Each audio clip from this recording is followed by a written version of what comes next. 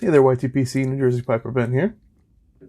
Wanted to do a tin opening and first impression today. There was some interest in this blend when I did the Yabo, a couple of comments. So yeah, I just wanted to crack this open and see what it's about. And it's already got a couple years of age on it. It's from October of 2018, and this is the Russ Willett Acadian Gold. And again, this is a Canadian grown bright sweet Virginia that has been essentially processed like Perique. So basically it's fermented. They made a couple of barrels of it, and these are the tins that they have left. I don't know if they're ever going to make it again.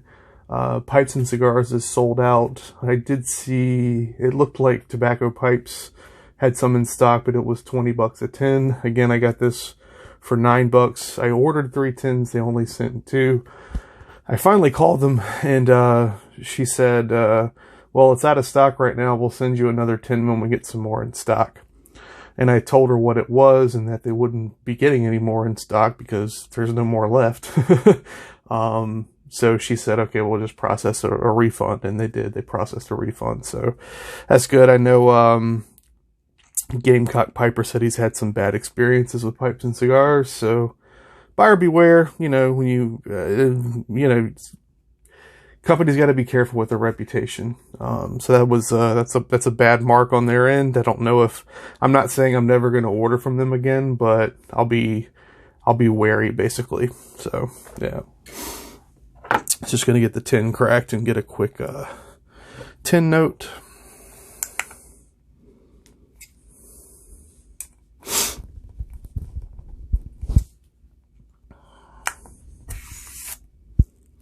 Had a nice seal on it.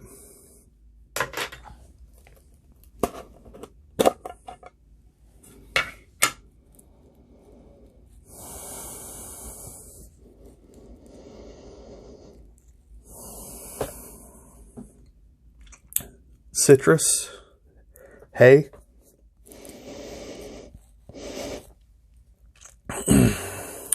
The citrus is pronounced, and with the fermentation process, I believe that's, from some reviews I saw, it definitely enhances the aroma and the flavor.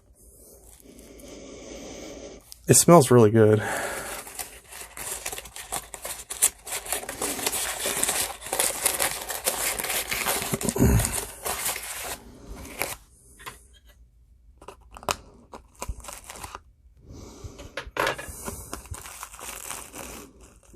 It's nice and sticky.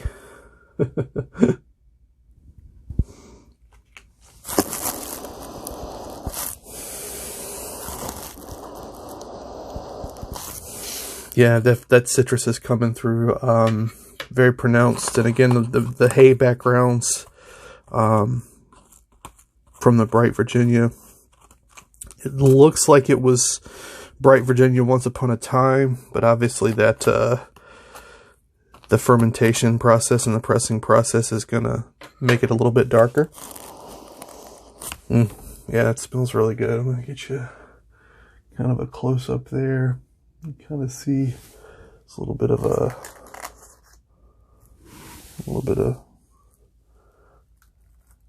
flake action going on in there.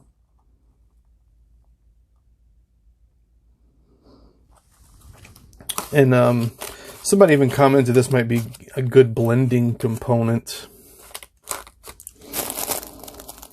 And I can see that just from the odor. I mean, honestly, I'm like, this would probably be good with Perique in it. Give it a little bit of spiciness in it. And honestly, it's not dry, but it's not wet.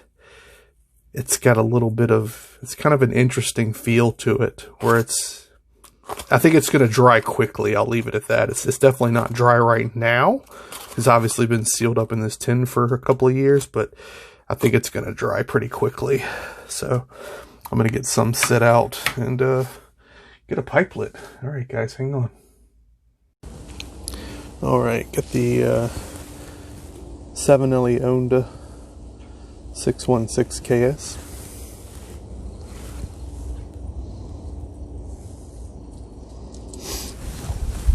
And it's nice and breezy, so bear with me while I try to get this lit.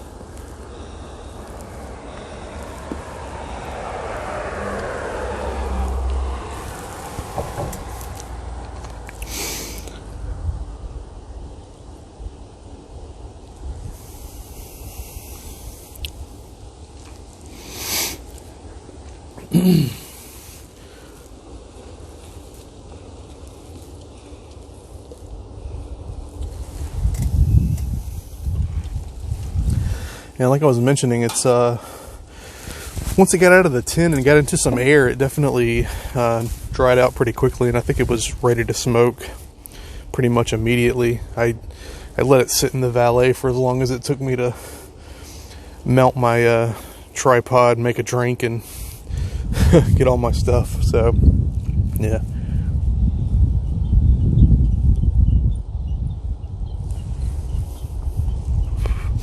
And I haven't even done a true light yet. It's still going, so I think I'm probably going to be good.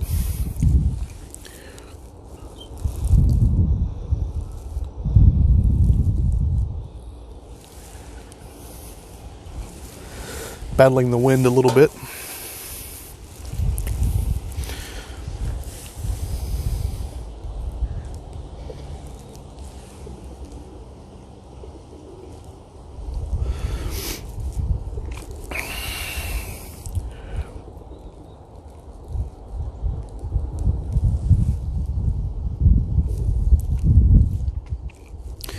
And just right off the bat, just gut reaction. It's tasty. It's definitely got those trademark bright Virginia flavors going on for sure.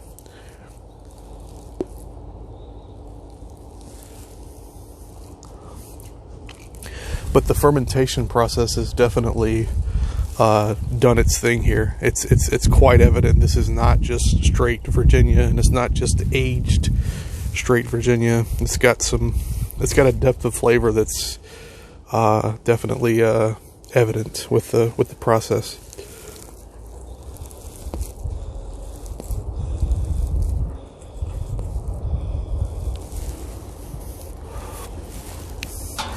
And there's even quite a bit of spice on that retro.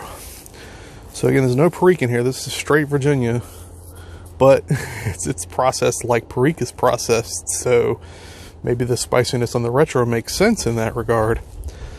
I don't know what leaf Perique is normally made from. I need to look that up. I'm sure Dallas, Full Dottle, and lots of other people know in the YTPC, but just never really looked into it. But yeah.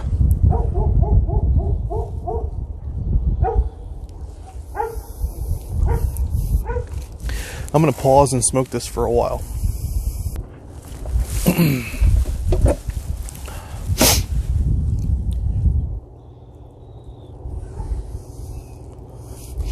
It's burning very easily. Nice light colored, white, light gray ash. It's like a shag, mostly shag with some kind of rough cut in there. Even I pulled out like half of a leaf almost. It just kind of was crumpled up, and I just pulled it apart and honestly just tossed it because I was like, I don't want to try to burn that in my pipe.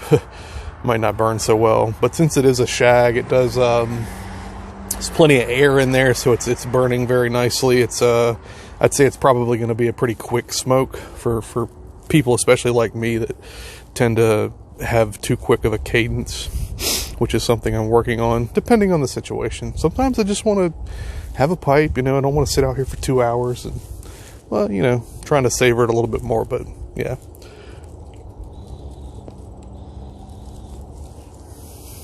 Yeah, really easy to keep lit. just with moderate tamping.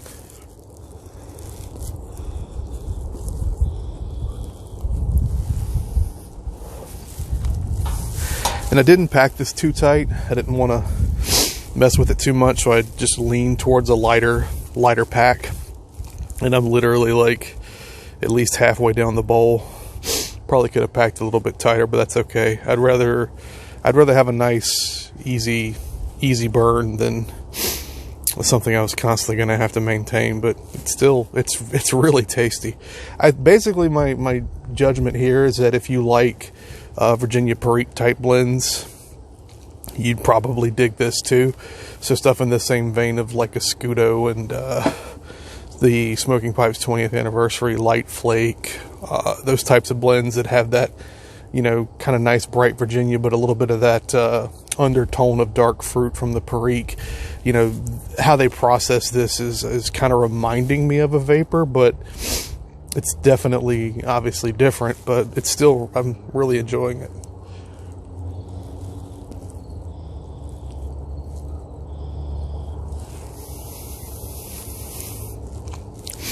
And see, it's got some dynamism. It's dynamic because some earlier retros were very spicy in the nose, but that retro just now, halfway down the bowl was quite smooth. So it's got some variance to it, which is nice too.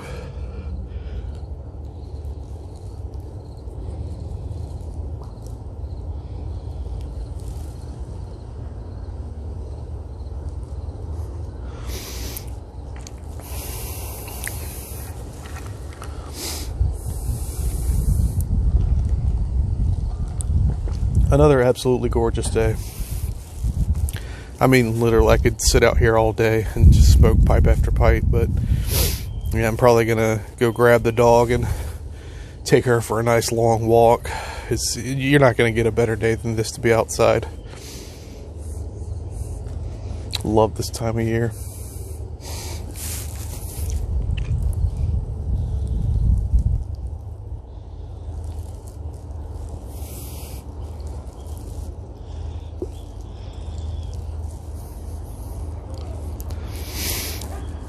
This is good though. I'm glad I got this, and for $9 a tin, yeah, no brainer there. Hindsight's 20/20, but yeah, I just looked at the reviews and made sure I wasn't buying a stinker that sounded nice but ended up being a big disappointment, and this is definitely not that. I kind of wish I'd been able to get that third tin, but oh well.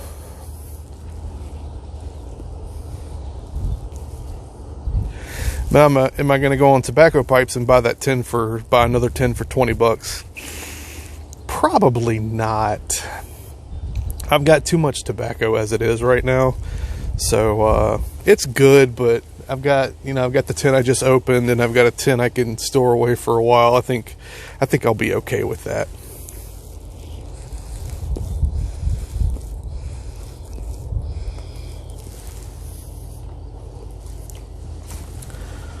But yeah, really digging this. I mean, I know it's the process of how they made it is probably not the easiest thing to figure out, given how stuff is normally made and processed. But I think it would be worth a shot to kind of dig into that methodology, and play around with it and see what they could come up with, because I love that sort of sweet, sour, fermented flavor of things. Picking and Piping was talking, he found his Eureka tobacco component Red Virginia, because it's got that that sort of ketchup-y sour note to it, mentioning Mississippi River and similar blends, and I agree 100%. And apparently that was something that was prominent in McClellan blends, and was one of the reasons people love McClellan so much. And I didn't get into pipe smoking in time to get McClellan blends, but I do love some Mississippi River, so I'm thinking, Red Virginia is probably one of those things that's like going to end up square in my wheelhouse too. But this bright fermented is kind of you know, almost replicating some of those similar flavor profiles. So it's an interesting way to kind of get to that. But yeah, but I appreciate the little intricacies of those and the differences of those things, while they can still result in a really good tobacco.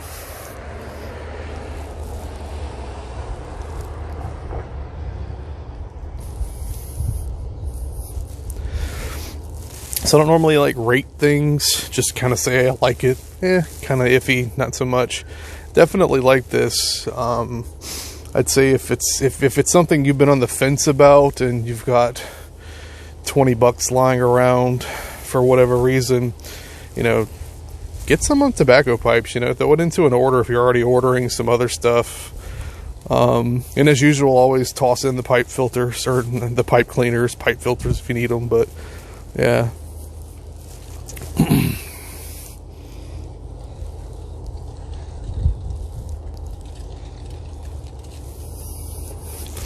And I did get some of those White Elephant 6mm filters on the recommendation of Paladin Piper. So I think this is a 6mm pipe. It's just got the adapter in it. So I'll probably, next time I smoke this Acadian Gold, I'll do it in this pipe again, and I'll try out one of those filters and see how it changes, if any, if at all. I mean, I would imagine it should, but I don't know. We'll see what happens.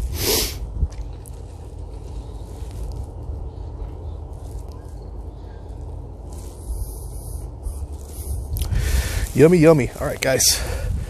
Very long video. Apologies. Take care, and as usual, be excellent to each other.